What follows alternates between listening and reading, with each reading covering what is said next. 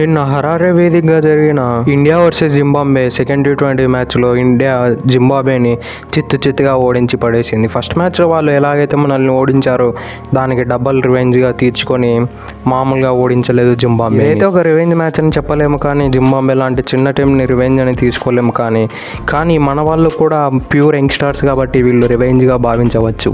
ముందుగా టాస్ గెలిచిన India first మ్యాచ్లో చేసిన పొరపాటు మళ్ళీ చేయకుండా ఫస్ట్ బ్యాటింగ్ తీసుకొని అలానే ముందు మ్యాచ్లో ఎలాగైతే వికెట్ ఫాల్ అయిందో అలానే సెకండ్ ఓవర్లో వికెట్ పడిపోయిన తర్వాత ముజరబాని బౌలింగ్లో ఏకంగా ఫస్ట్ ఓవర్ మెయిడిన్ వేసి పడేశాడు ముజరబాని. ఆ తర్వాత ఇండియా లాస్ట్ మ్యాచ్ లానే కంటిన్యూ అవుతుందని నా మైండ్లో అయితే మెదిలింది. ఆ తర్వాత అయితే అభిషేక్ శర్మ మరియు రుతురాజ్ గైక్వాడ్ స్లోలీ ఇన్నింగ్స్ని బిల్డ్ చేశారు. వాళ్ళు ఇన్నింగ్స్ని బిల్డ్ చేసిన విధానం అయితే బ్రిలియంట్ అని చెప్పుకోవచ్చు. వాళ్ళు బిల్డ్ చేస్తూ ఒకానొక టైంలో ఒక హిట్టింగ్ స్టార్ట్ చేశారు. ఒక బ్రిలియంట్ ఇన్నింగ్స్ అయితే నెలకొల్పారు ఇద్దరు కలిపి ఇండియాకు. ఇక అభిషేక్ శర్మ అయితే అతడు ఆడిన 47 బాళ్ళల్లో 100 రన్లు కొట్టి అందులో 7 4లు 8 6లు, స్ట్రైక్ రేట్ చూస్తే 212గా ఉంది.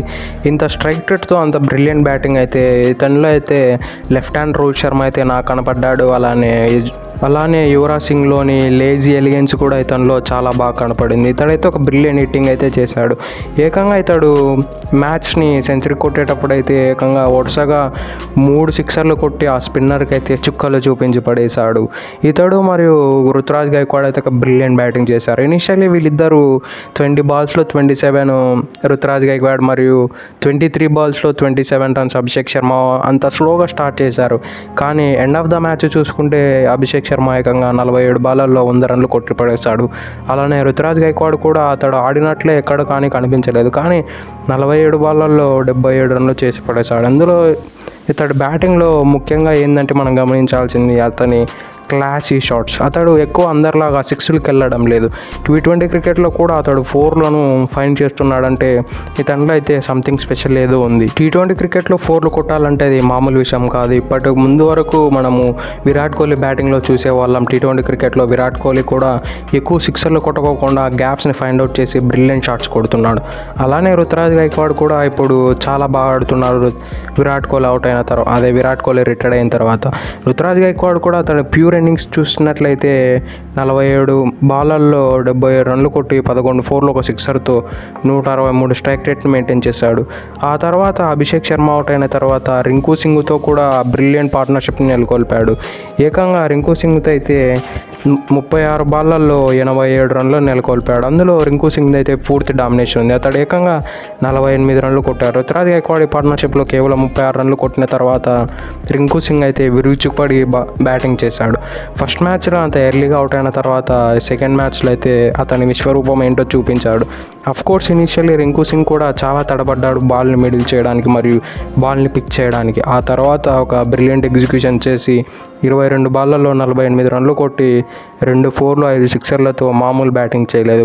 ముఖ్యంగా ముజరబాని ఓవర్లో అయితే ఏకంగా 17 రన్లు రాబట్టగలిగాడు. అతడు అప్పటి వరకు చాలా ఎకానమికల్గా ఉన్నాడు. కేవలం 13 రన్లు ఇచ్చి అతడి బ్యాటింగ్ చేసి ఒకే ఒక ఓవర్లో 17 రన్లను రాణించాడు. 3 ఓవర్లలో 13 రన్లు ఇచ్చి ఒకే ఓవర్లో 17 రన్లను పిండేశాడు రింకు సింగ్. ఇక జింబాబ్వే బౌలింగ్ విషయానికి వస్తే వాళ్ళ సైడ్ నుంచి ఒక ముజరబాని తప్ప ఎవరు సరిగ్గా వేయలేదు.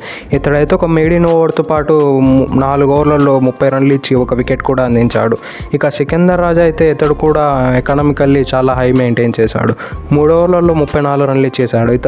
వీళ్ళ బౌలింగ్ అయితే లాస్ట్ మ్యాచ్తో పోల్చుకుంటే ఈ మ్యాచ్లో చాలా ఫెయిల్ అయిపోయింది. ఈవెన్ పిచ్ కూడా కొంచెం బ్యాటింగ్కి అనుకూలించింది, కానీ కొంచెం ఎఫర్ట్స్ పెడితే డెఫినెట్లీ బౌలింగ్ కూడా చాలా అనుకూలించింది. లైక్ మన ఇండియన్స్ చేసినట్లయితే ఒక బ్రిలియంట్ బౌలింగ్ అయితే చూసి ఉండేవాళ్ళం వాళ్ళ దగ్గర నుంచి కూడా. ఇక 232 రన్లతో చేసింగ్ దిగిన జింబాబ్వే అయితే ఇనిషియల్లీ సెకండ్ ఓవర్లోనే ఒక వికెట్ కోల్పోయింది. వికెట్ కోల్పోయిన తర్వాత ఇనిషియల్ 4 ఓవర్లు అయితే వాళ్ళు మనకు చిక్కలు చూపించారు. మెయిన్లీ బ్రెన్ బెనిట్ అయితే అతడైతే ఆడిన 9 బాళ్ళల్లో 26 రన్లు కొట్టి అందులో ఒక 4 3 సిక్సర్లతో 288 స్ట్రైక్ రేట్తో ఇండియాకు చుక్కలు చూపించాడు అతడు ఆడిన రొంచేపి.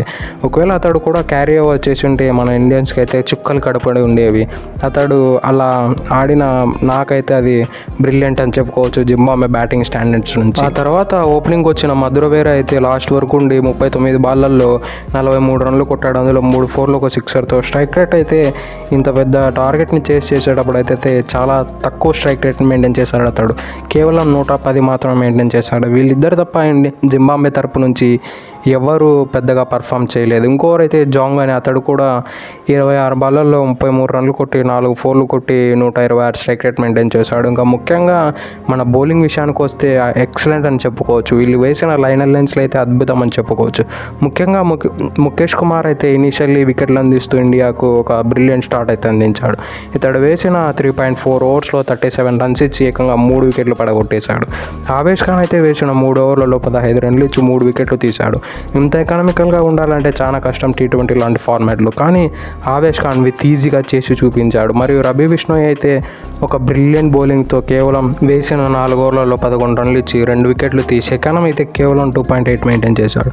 T20 క్రికెట్లో 2.8 ఎకానమీ మెయింటైన్ చేయాలంటే చాలా కష్టం. అది కూడా ఒక స్పిన్నర్లా ఉంటూ, అది కూడా 232 టార్గెట్ని చేసేటప్పుడు అంత తక్కువ ఎకానమీ మెయింటైన్ చేయాలంటే అది నాకు తెలిసినంత వరకు రవి బిష్ణోయ్కి తప్ప ఎవరికి సాధ్యం కాదు ఇప్పుడు ఇండియన్ స్క్వాడ్లో. ఆ తర్వాత వాషింగ్టన్ సుందర్ కూడా వేసిన 4 ఓవర్లలో 28 రన్లు ఇచ్చి 1 వికెట్ అందించాడు. ఈ కంప్లీట్ బౌలింగ్ పర్ఫార్మెన్స్ వల్లనే ఇండియా ఈజీగా గెలిచింది. లేదంటే వాళ్ళు కూడా ఒక అద్భుతమైన బ్యాటింగ్ చేశారు. ఇంత భారీ విజయాన్ని రావడానికి ముఖ్య కారణం అయితే మన బౌలింగ్ మరియు మన బ్యాటింగ్ అని చెప్పుకోవచ్చు.